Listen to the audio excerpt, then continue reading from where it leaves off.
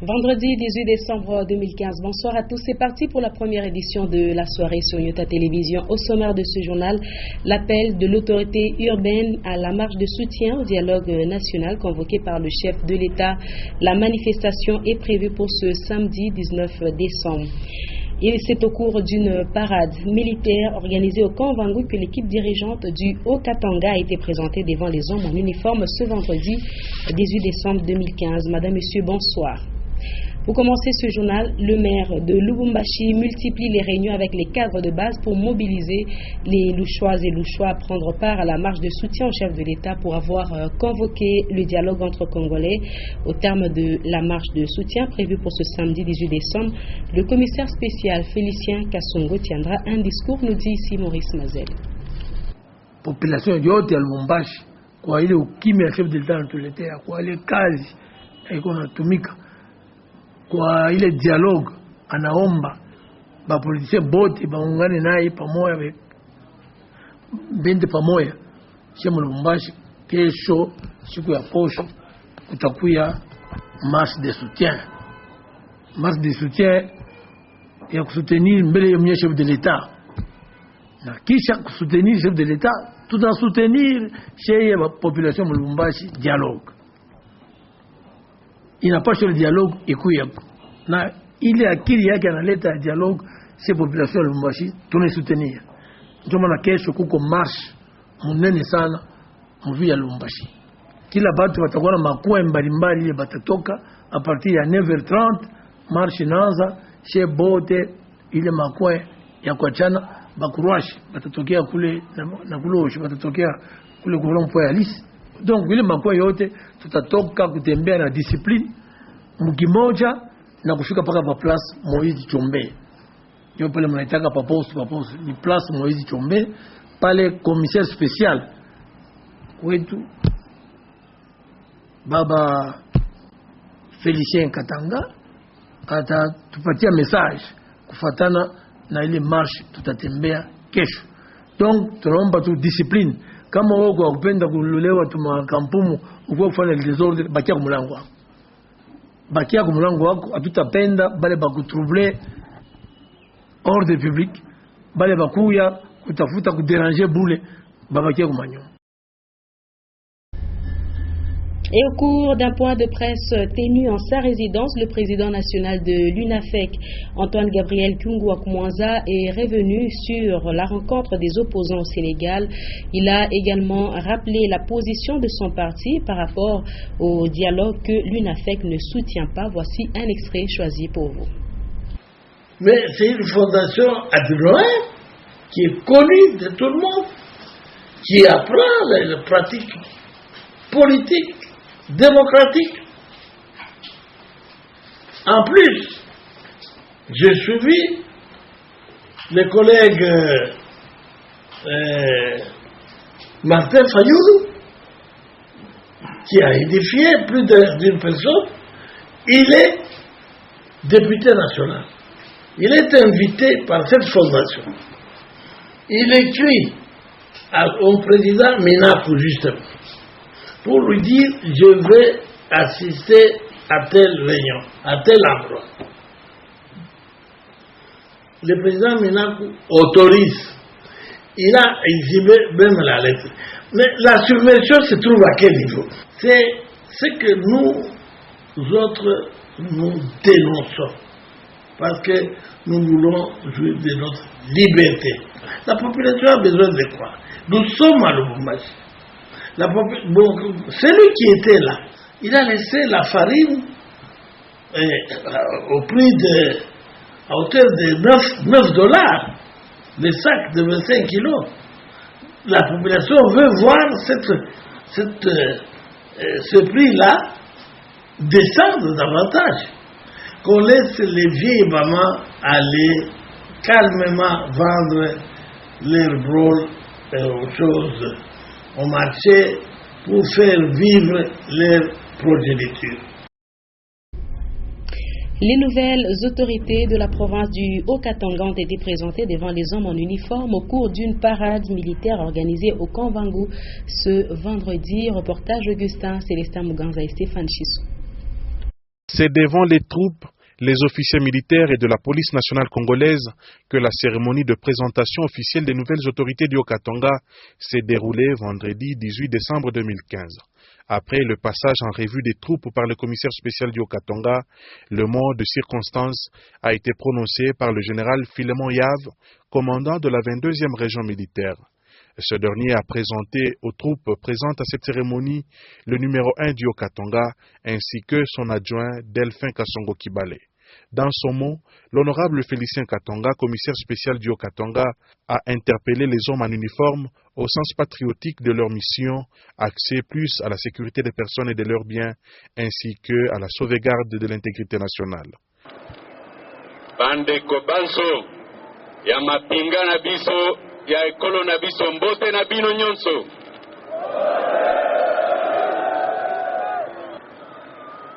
Ninjo mwamba ya kazi yetu ya kuongoza hii province. Hatuwezi kuiongoza bila bila polisi, bila arme. Sababu pa kuongoza nchi inaomba amani.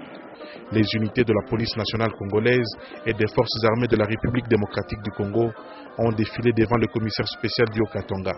Ce dernier a exprimé sa disponibilité ainsi que celle de ses adjoints à travailler en étroite collaboration avec les forces de l'ordre. L'actualité, c'est aussi le début des vacances de Noël pour la plupart des écoles maternelles de Lubumbashi. Les élèves de la maternelle du complexe scolaire La Percée de la commune Katouba ont pris également leurs vacances de Noël ce vendredi 18 décembre. Après la célébration de la fête de Saint-Nicolas, plusieurs cadeaux ont été remis aux élèves de cette école en présence des parents, enseignants et personnels administratifs de cette école. Jean-Paul Malimba nous en dit plus. Les élèves du complexe scolaire La Percée du degré maternel ont célébré la fête de Saint-Nicolas. C'était devant leurs parents, enseignants et personnel administratif. Cette fête a marqué pour eux le début des vacances de Noël. Des cadeaux ont été remis aux élèves de maternelle par Saint-Nicolas après des jeux de danse à la musique chrétienne, des poèmes et des récitations. La préparation à l'école primaire, venez tous les amis, vous serez chanter, danser, lire, écrire et bien parler le français. C'est ça mon école. Pour rappel, le complexe scolaire La Percée est situé à la Katouba Upemba, rue 1er, près de l'arrêt des bus Machipicha. Nous avons invité les élèves de l'école maternelle pour fêter le Saint-Nicolas. Nous souhaitons une bonne, heureuse année aux promoteurs de notre complexe, Papa Paul Kalala, à l'administrateur William Mangenda, aux enseignants et aux maîtresses de l'école maternelle, à tous mes enfants du primaire tout comme du secondaire. Le travail, la discipline et la compétence sont des rigueurs au complexe scolaire La Percée. Cette école vise l'excellence et une bonne qualité de l'enseignement, conformément aux instructions des autorités de l'enseignement primaire, secondaire et professionnel. Et c'est toujours ce vendredi que les élèves du complexe scolaire Kassamba ont célébré Saint-Nicolas. Cette école construite par Number One offre un cadre idéal d'instruction aux élèves, aux enfants de la cellule Kassamba et d'autres villages. Ils ont reçu divers cadeaux de main de Saint-Nicolas en présence des parents. Édouard Kankou, Sylvain Mtamba étaient sur place. La tradition a été respectée au complexe scolaire Kassamba, situé à une dizaine de kilomètres de Lubumbashi, à côté de la ferme Number One. Les élèves de cette école ont célébré Saint-Nicolas de manière particulière. Tout a commencé par l'entretien d'évaluation et la présentation de l'école. Notre école s'appelle complexe scolaire Kassamba. Elle est située dans la commune d'Anna, quartier Kalebouka, cellule Kassamba, à côté de la ferme Number One. Ce n'est pas tout. Dirigé par Madame Brenda Keshiba, supervisé par M. Thibault et Madame Kelly. Le grand moment est l'accueil de Saint-Nicolas sous les ovations des tout-petits, en présence des parents et autres invités. Sacs, bonbons, riz, sucrés sont donnés aux élèves des mains de Saint-Nicolas. Thibaut Détroit est superviseur du complexe scolaire Kassamba. C'est une manière de remercier les enseignants, c'est une manière de récompenser les enfants pour le travail qu'ils ont accompli depuis le début de l'année et aussi de montrer aux parents qu'on les soutient et de partager un peu des moments comme ça pendant l'année, parce que c'est vrai que durant l'année scolaire, on voit juste les enfants et c'est le seul moment de l'année où on peut rencontrer les parents. Donc c'est un peu ça le sens de cette journée. Ces élèves viennent de la cellule Kassamba et villages voisins. Ils étudient gratuitement et sont pris en charge sur tous les plans par les responsables de Number One. On va aussi noter que ce 18 décembre, le monde célèbre la journée internationale de la langue arabe, une langue des affaires au même rang que l'anglais et le français. Quelle est alors l'importance de cette langue pour les étudiants de la faculté des lettres et sciences humaines qui l'étudient? Pour répondre à cette question, nous vous proposons d'écouter le vice-doyen de cette faculté, Ibi Laquer, au micro de Louis Takoy et Jean Kalinga. Pour leurs travaux de ménage quotidien, les habitants du quartier Kafoubou dans la commune annexe creusent des puits dans leurs parcelles. Lorsqu'il pleut abondamment, l'eau devient sale. Il faut parcourir une grande distance. On avait l'habitude de voir les Chinois dans d'autres communes, mais ils ne sont jamais passés par ici. Nous demandons aux autorités de nous venir en aide. Cela date de plusieurs années et l'adduction en eau potable n'est toujours pas possible. Il faut aller très loin du quartier pour avoir l'eau de boisson.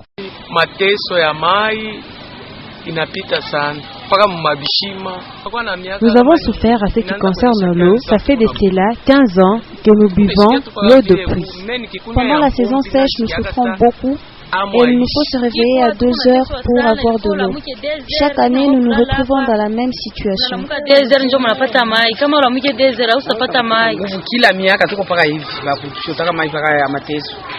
Mais d'autres se contentent de l'eau de pluie pour étancher leur soif, alors que ceux-ci sont mal entretenus et ne sont pas bien couverts. Partie vite en besogne, vous allez nous excuser, nous parlions d'ailleurs de la journée consacrée à la langue arabe ce 18 décembre 2015. Donc le monde célèbre la journée internationale de la langue arabe, une langue des affaires au même rang que le français et l'anglais.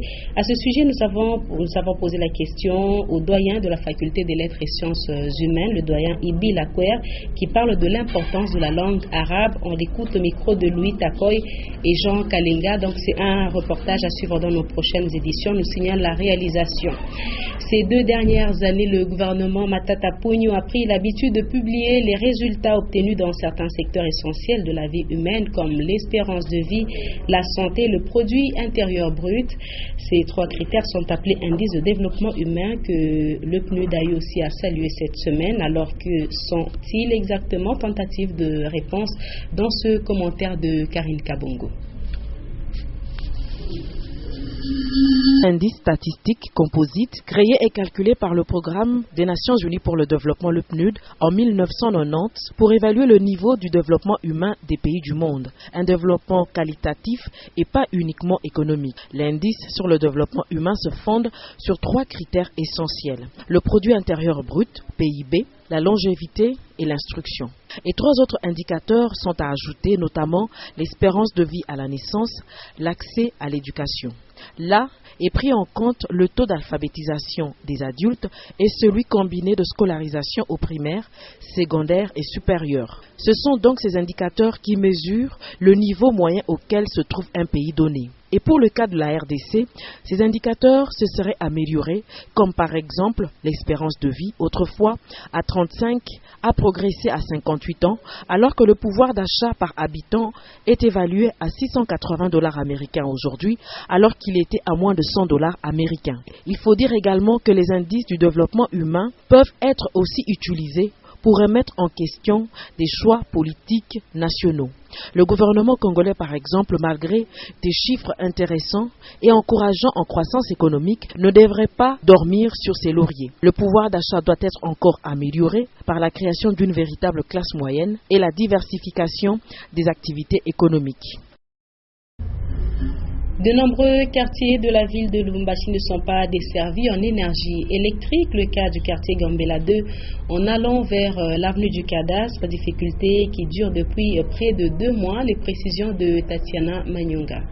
Cela fait plusieurs semaines qu'une partie du quartier Gambela 2 manque du courant électrique suite à une panne de transformateur et des câbles brûlés.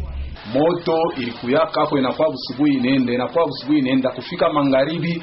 Le courant était d'abord très instable. Ensuite, nous avons vu une flamme s'échapper au niveau de la moyenne tension. Les agents de la SNEL sont venus et ils ont isolé la cabine.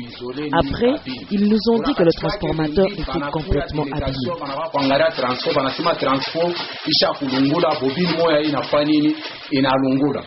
En temps normal, l'énergie électrique est instable et rare dans ce quartier.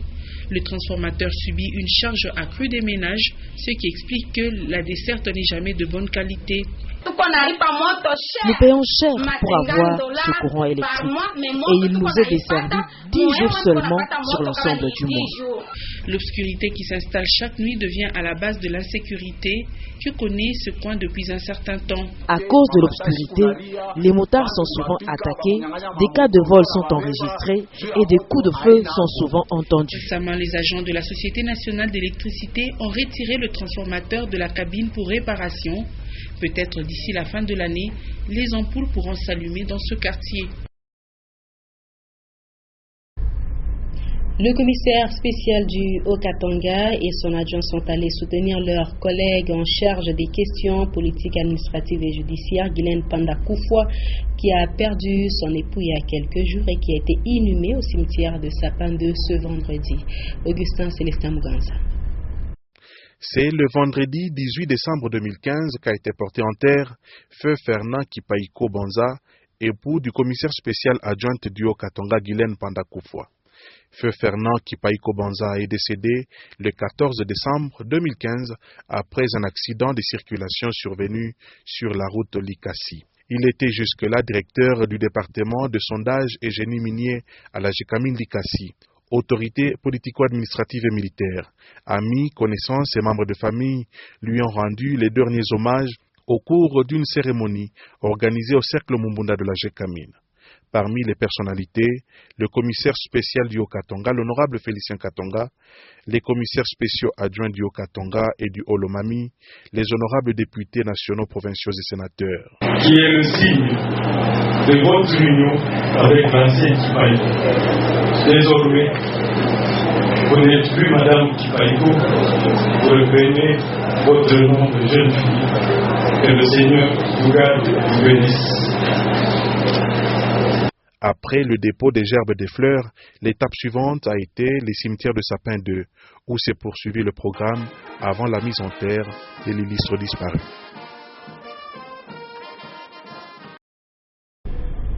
Et en sport, c'est ce 18 décembre que l'équipe de tout-puissant Globert Mazembe est rentrée à Lubumbashi.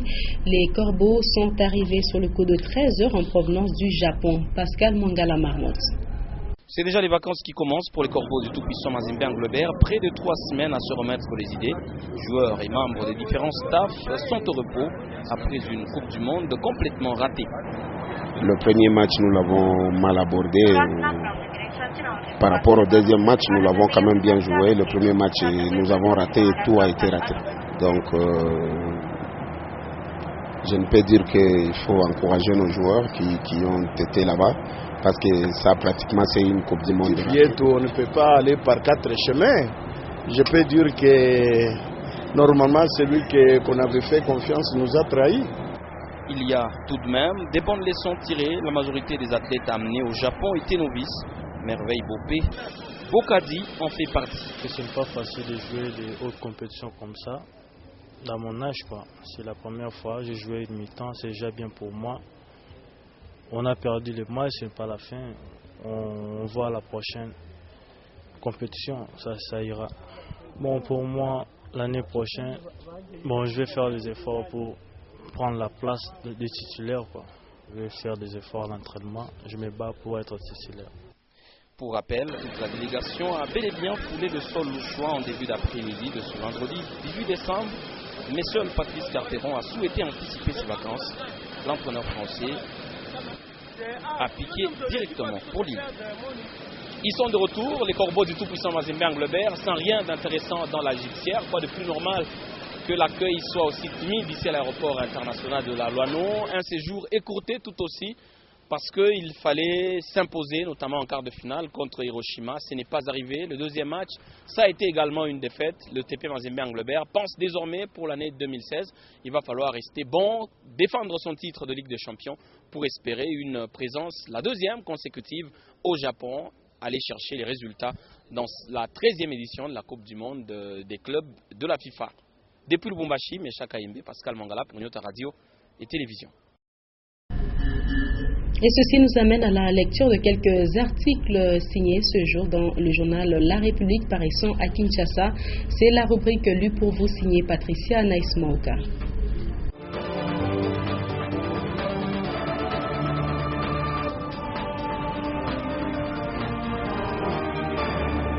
Mesdames et messieurs, bienvenue à la rubrique lue pour vous. Le 852e numéro du quotidien d'information La République titre à la une le secret de la messe de l'île de Gorée. Les opposants ont rencontré Satan. En politique, processus électoral, l'Église catholique exige des élections en 2016.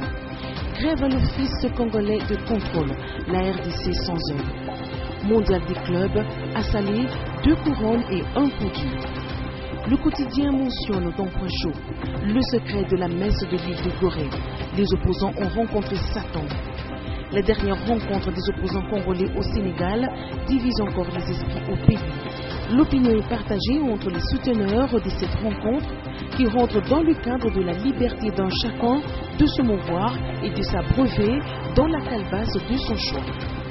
Il est donc bon que des Congolais, à la manière de Lumumba auprès des Kwame Nkrumah, s'inspirent de leurs frères sénégalais qui font incontestablement figure de modèle dans la culture politique au niveau de l'Afrique.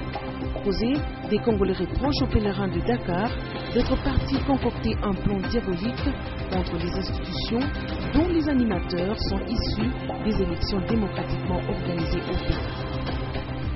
Processus électoral. L'Église catholique exige des élections en 2016.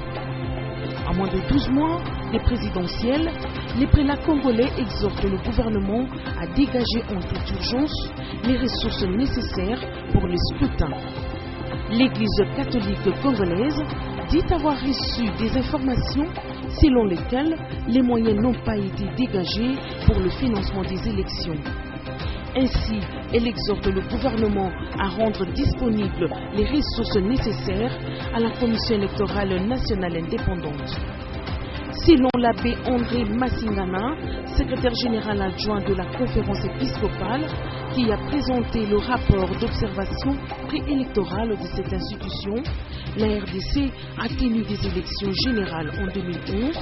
Le pays est en train de faire son chemin démocratique, il ne doit pas être brisé. Économie. La République parle de la grève à l'Office congolais de contrôle. RDC sans heure. Les agents et cadres de l'Office congolais de contrôle ont poursuivi jeudi 17 décembre 2015 leur mouvement de grève enclenché depuis mardi pour réclamer le paiement des arriérés de plus de 4 mois de salaire ainsi que d'autres avantages sociaux leur reconnus par la convention collective liant les deux parties de cette entreprise publique.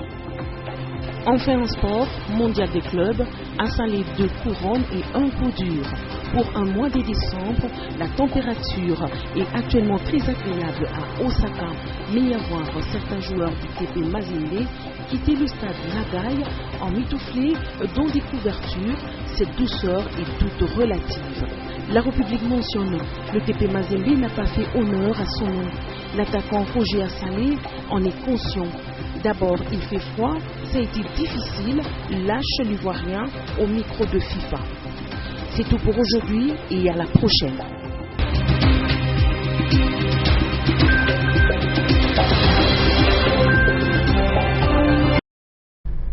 Et c'est par là que s'achève cette session d'information. Le rappel des titres avant de nous quitter. L'appel de l'autorité urbaine à la marche de soutien au dialogue national convoqué par le chef de l'État. La manifestation est prévue pour ce samedi 19 décembre.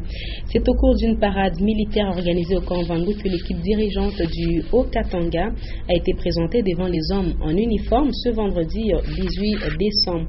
Et on a également noté que c'est ce vendredi que l'équipe de tout-puissant Mazembe est rentrée à Lubumbashi. Les corbeaux sont arrivés sur le coup de 13 heures en provenance du Japon. Et c'est la fin complète de ce journal qui a été interprété en langage des signes par Job Kazadi. Merci de votre attention. Prochain rendez-vous avec l'actualité sur Nyota Télévision, c'est tout à l'heure à 21h les news, juste après le journal en anglais à 23h. Les derniers échos de ce vendredi avec Edouard Kanko. Avec plaisir, je serai avec vous demain encore à partir de 17h30. Très bon de nos programmes.